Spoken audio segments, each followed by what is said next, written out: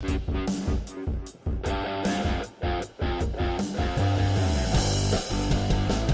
what's going on, everybody? Today is November 27th. It's Monday, 10 a.m. on the East Coast, and you are listening and watching the Daily AI Show Live. And today we got almost the entire group. Only Aaron is out today.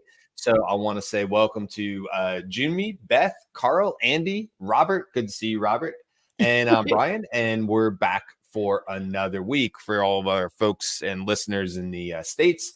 I hope you guys had a wonderful Thanksgiving weekend. But we are ready to kick off another solid week. We have some really good topics this week that I'm seriously looking forward to. But today's topic is about no code versus low code versus code, but not even really so much a versus. I think where my brain is really on where are the limitations of something like no code? Where does it stop becoming a profitable endeavor or a time-including intensive endeavor? Because there are certainly things that shouldn't be built with no code, or you're going to run into maybe future problems. You're going to paint yourself into a corner. So when I was thinking about this topic, I was thinking about let's sort of break this out, because I think there's probably a couple different definitions. It's like, Beth, you were saying before the show, and what, why can't I think of it? Salesforce. It's like, what does Beth work with? Salesforce this Monday, guys. But I want to kick it off before I get rambling here. I wanted to kick it off with just sort of a quote or a stat that I saw in an article from a company called ACO, who has a no-code solution. So they wrote a pretty good blog, and they said Gartner estimates that the low-code application development will be responsible for more than 65% of application development activity by 2024. So that's low code, not specifically no code, but that's probably a good place to sort of kick it off, because 65% is obviously a standout percentage. And we're only talking about, 2024 is now only roughly 4 weeks away. So let's kick it off. I don't know who wants it. Maybe Junmi, you were sort of talking. We were talking before we went live, and you were saying, maybe yours or Andy's definition of no code, low code may differ or be more specific. So why don't you kick things off, and we'll kind of kick it from there. Right. I in terms of definitions, for me, no code is anyone with no coding experience can use that tool to build out some sort of function, some sort of, executable, if you will. Low code is you need a little bit of understanding of how the pieces work to actually get a result. I think in broad strokes, that's essentially it. I think some of the tools that we were briefly going over, such as Descript or Runway and stuff like that, those I wouldn't classify as no code, because you aren't really using those are creative tools, but not necessarily software development, right? I think that's where or some sort of operations or that kind of field where you would need some coding experience to work with those various systems or languages to interconnect. And I'd say that's basically the definition for me. I'll add a little angle on it. So we didn't really hear about no code or low code until the advent of the large language models and conversational AI. And code is a language. There are multiple languages out there. And one of the incredible capabilities of the LLMs is that they can understand any language. Doesn't matter which one. And coding is done in languages. So you can select that language, and LLMs can be tuned to generate code in response to text. And that's what low code or no code really is talking about. You're using an LLM that's trained on coding languages to generate code. And there's plenty of examples of that. Code Interpreter is within ChatGPT, and some of you may have seen that as an option on GPTs, for example, or elsewhere. And so when you invoke that particular capability of ChatGPT, it will be able to respond to some of your requests by actually generating Python code typically and executing that code. So ChatGPT itself is capable of no-code coding to create an application or a function. But what's more interesting to me is taking that capability of the LLMs and generating applications that I could never write myself. I'd always have to hire CTOs who had computer science degrees and a team of software engineers to write the code and build the applications and do all the integrations that are necessary to do it. Now, there's a host of different low-code and no-code tools. Just name one, for example, called Flutterflow. The team here can mention a bunch of others that can allow you to build an application. And I'm talking about a sophisticated application without ever really knowing how to write a line of code. So that would be my addition to the definition of what is. I think Junmi gave a fine definition of the distinction between low code and no code and what it should be used for. And I'm going to put my Salesforce hat on, and it's reminding me I should have a Salesforce hat. Like there should be a hey. Salesforce has been doing this for a giant portion of the amount of time that it has existed. So it's not just large language model. Large language model allows you to do it in a different way. But Salesforce's low code has been much more like letting admins play with Lego blocks, right? And the low code means to me that like if it's low code, you could turn your Lego block over and like get in the code and do something in it, and then it still stays in its contained Lego block. And what that allowed people to do was have apps that were built on top of the Salesforce platform that did not need a dev in it. And then it can be maintained by somebody else who also has a low code understanding, right? Like you don't necessarily need a developer who's paying attention to that the whole time, or even an architect.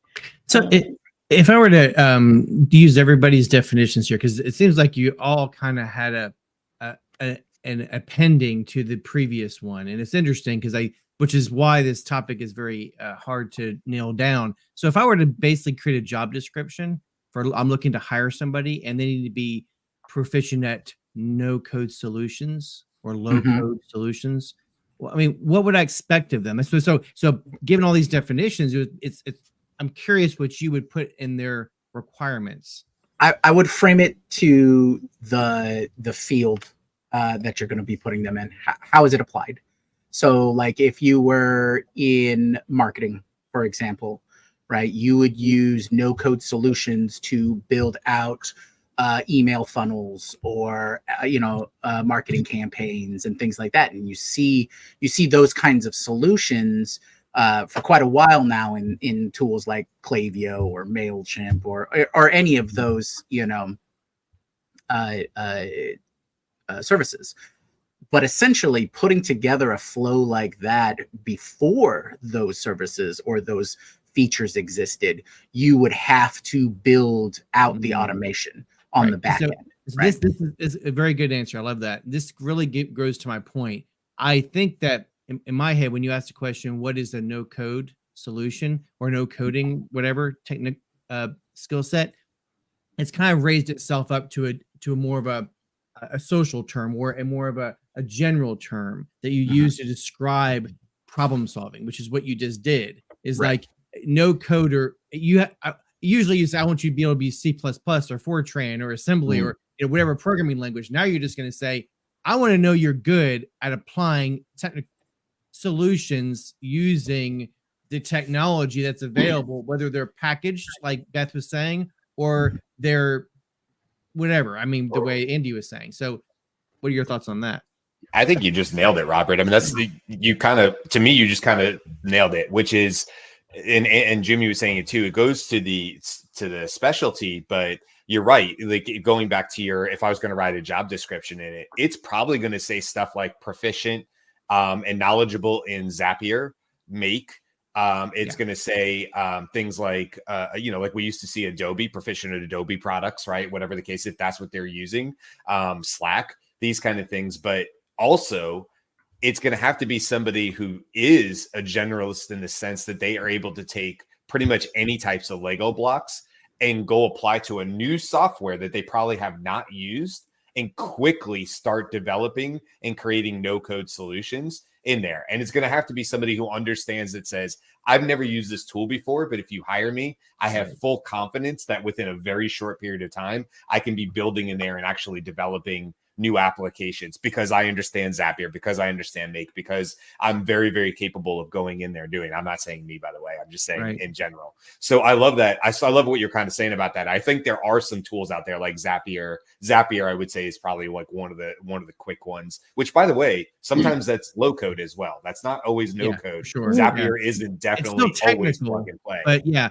And so, and to piggyback on that, I'm sorry, Carl, I know you want to jump in. But I had a call last week with the University of Tennessee, as you know, I'm consulting with them to help them with their new program, the College of Emerging and Collaborative Studies, they call it. They're creating an AI degry, and it's very sophisticated. They did a lot of stuff before they even asked the business community to come in with our opinions.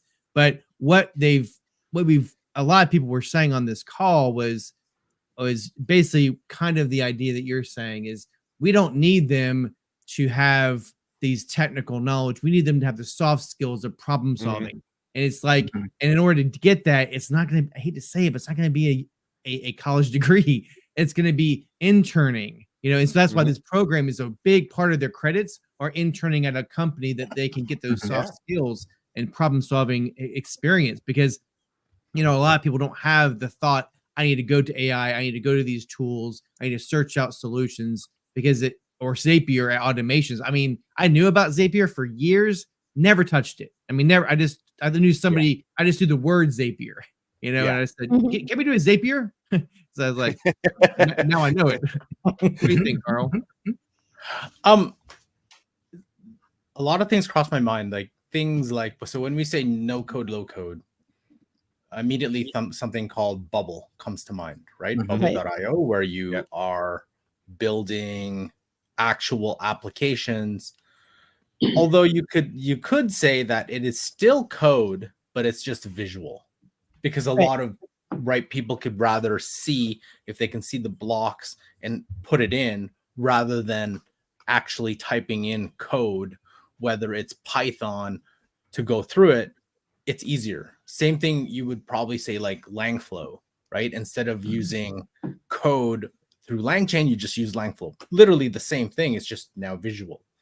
So when I think of low code, no code, would you consider that low code, no code? Because technically you are still building with code, but now it's visual that enables a lot more people to be able to do it rather than just go through the language. So, but I think that really tees up this question right here that we just got from one of our users.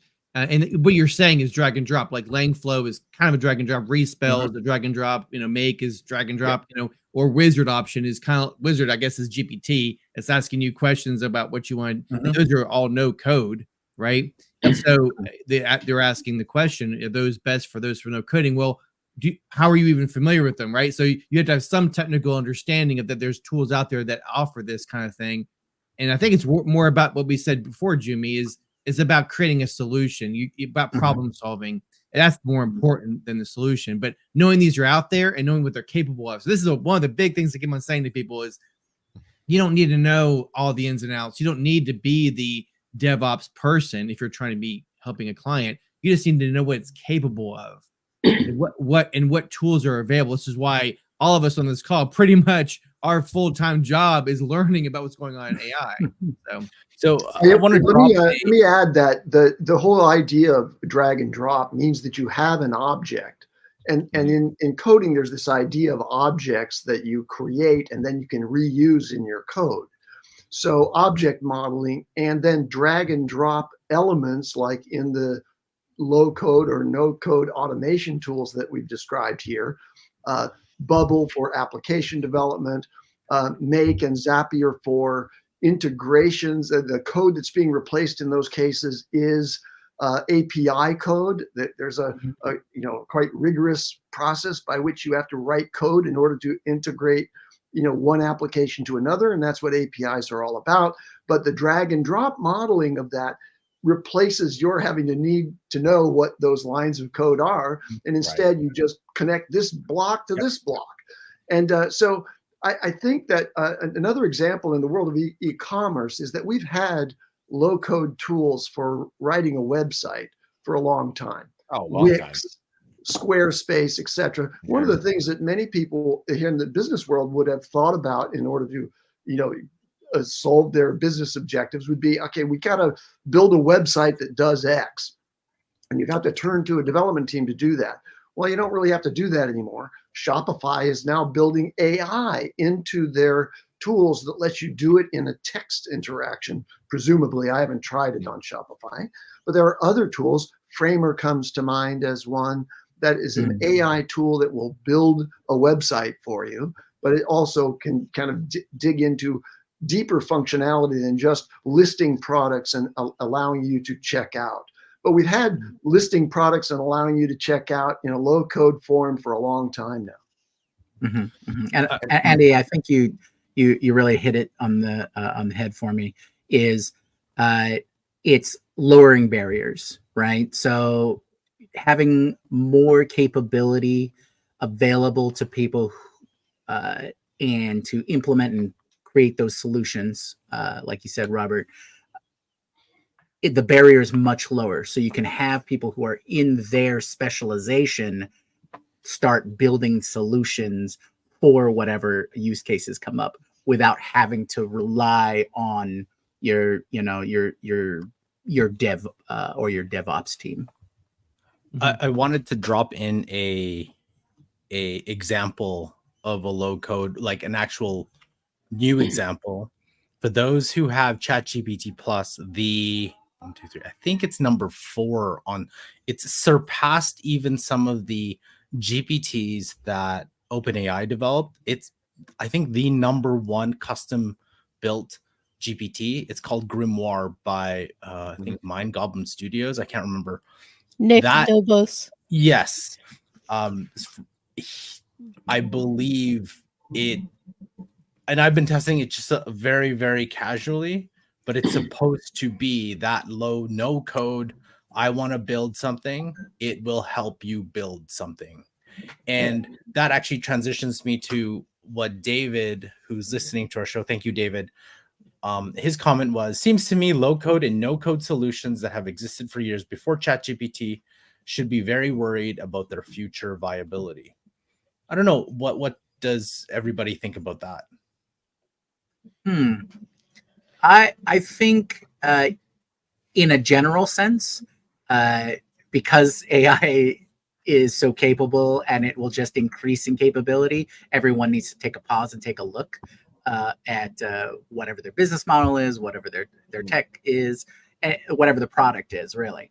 But I think it really comes down to use, right? The use cases. We personally still find that certain things are still easier to do with the incumbent tech than using the AI version. Will it be that way in 6 months? I don't know, maybe not. But like, for example, using Wix or Squarespace or something like that to build out a website, that is less than 5 minutes. It's pick a template, put in some text, and your website is literally done. Versus Framer, where you can put in your text prompt and it'll build out something for you, which will take a few minutes. And then, you make changes and things like that.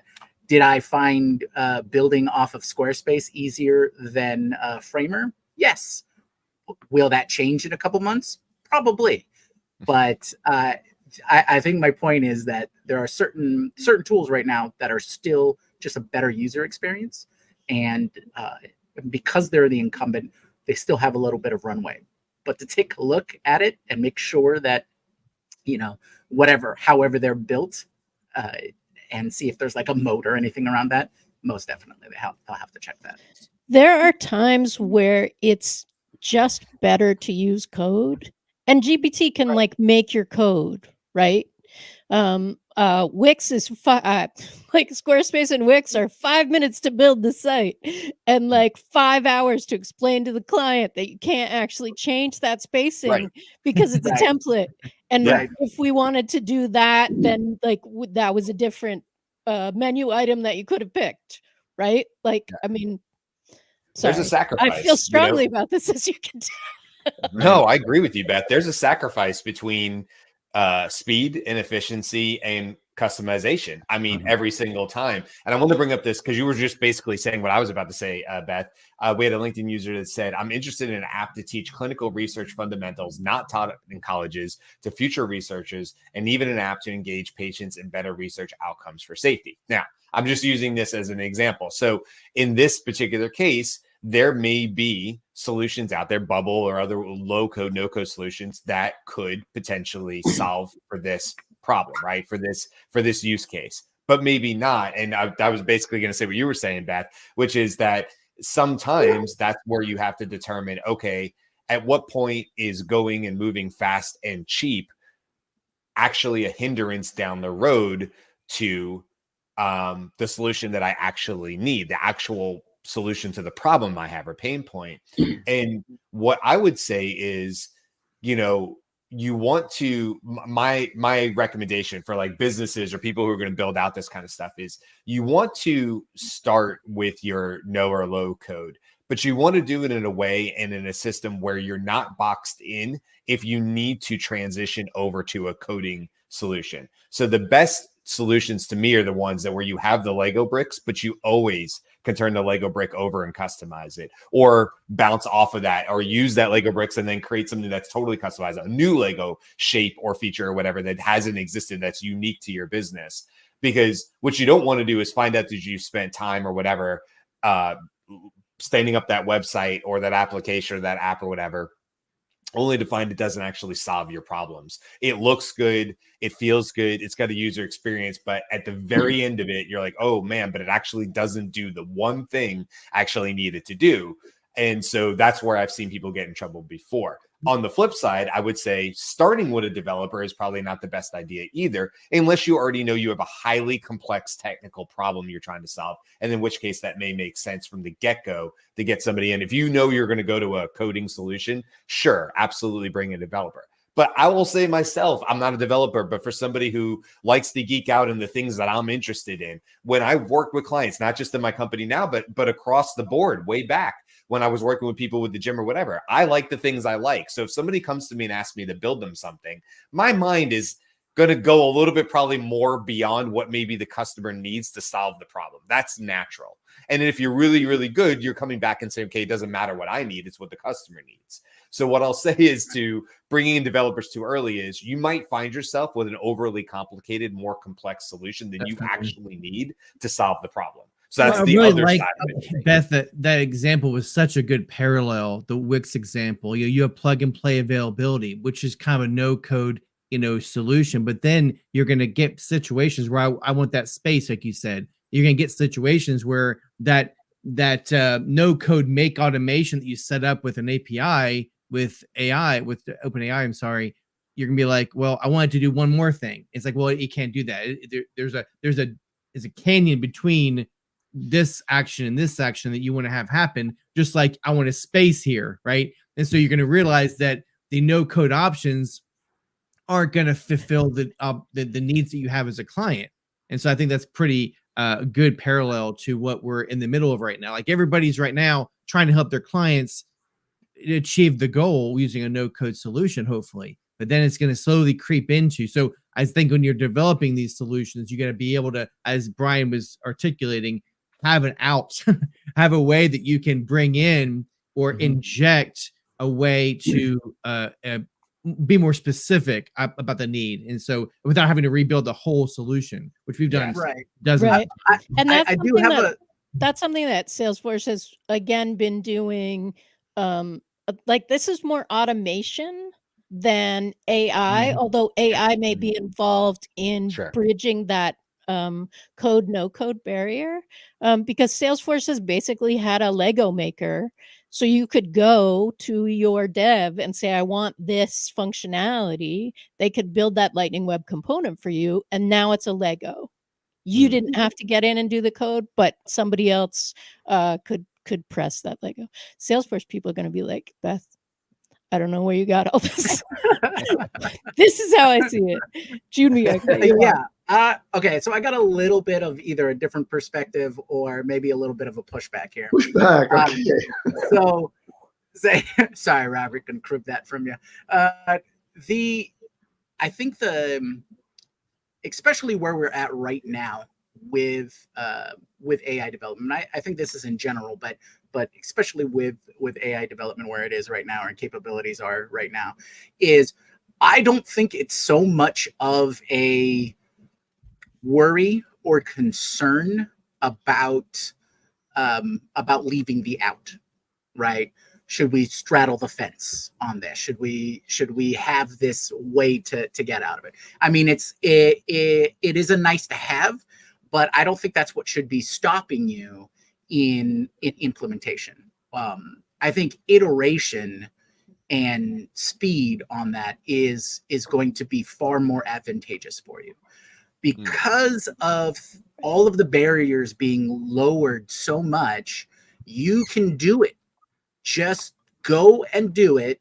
And if it doesn't work for you, or if it doesn't solve that one thing, like you said, Brian, iterate, throw it out, put something new in, right? There's so little, especially with like no code tools, there's so little turnaround, right, on iterating on your solution.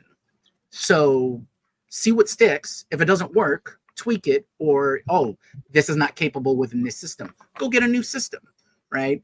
We've talked about in the past where you don't want to be locked in or you really invested in anything. Well, I don't think you have to be anymore. Not with a lot of these tools. Like Carl, you mentioned Bubble, or Andy, you mentioned Flutterflow. Those are platforms that you can easily implement and iterate on whatever, app or solution that you're trying to build. Things like Make and Zapier. I go back and forth between the two. Both of them have their good qualities and, pros and cons and things like that. So I think nowadays that the barrier is lowered so much so that you can just move quickly. You can accelerate, you can iterate. I don't think that should be a concern for you. I think you should take the time to really identify what you're truly trying to solve. But I don't think you need to be too worried about being locked into a platform or a system. I think you'd be more worried about that if you had already made your investment, right? Now you feel obligated. Now you feel I've already spent this money and all those kinds of things. And I think there's a little bit of a logical fallacy there. You're going to save more money to get out if it doesn't actually do what you need to do. And I think that kind of goes to one of our audience members who had mentioned wanting to get an app to teach technical research fundamentals.